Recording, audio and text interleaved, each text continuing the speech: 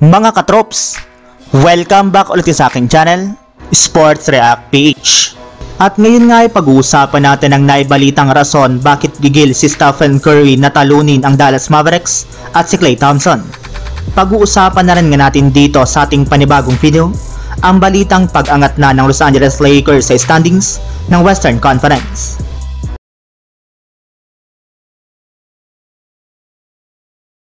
Pagkatapos nga po mga katrops na maipasok ni Stephen Curry ang kanyang game-sealing 3-pointer kahapon sa kanilang panalo laban sa Dallas Mavericks, ay kitang-kita nga po na naging animated ang reaksyon dito ni Stephen Curry kung saan meron nga po siyang sinisigaw sa harap mismo ng kamera. Kaya dahil nga po dito ay marami nga po ang na-curious na mga fans bakit ganun na lamang ang kanyang naging reaksyon sa panalo ng Dallas Mavericks at kontra sa kanyang dating teammate na si Klay Thompson. At ayon nga po sa ibinulgar ni Draymond Green sa kanyang sariling podcast, meron nga daw pong rason bakit ganun kaganado maglaro si Stephen Curry, at ito ay dahil ginost nga daw po ito ni Klay Thompson bago pa man ang kanilang laban. Isang araw nga po mga katrops bago ang kanilang laro ay expected na nga po sana na magkakausap sina Klay Thompson at Stephen Curry, ngunit mismong si Klay nga po ang hindi tumupad sa kanilang usapan since nag-focus nga daw po ito sa kanilang laban.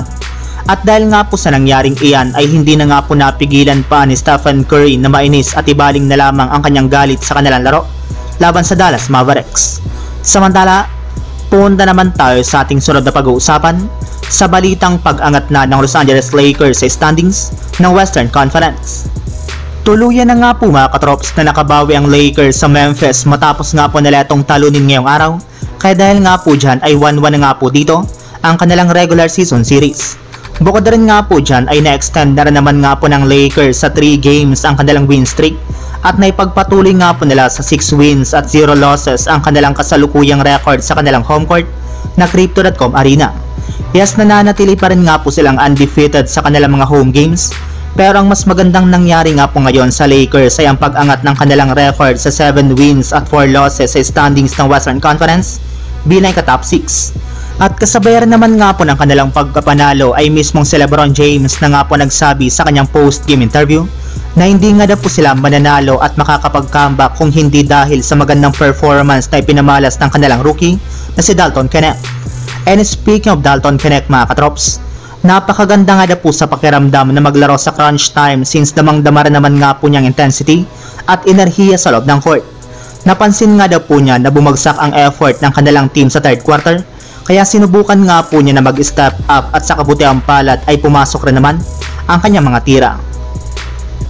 So yun lang mga katrops, ang handog kong story ngayong araw.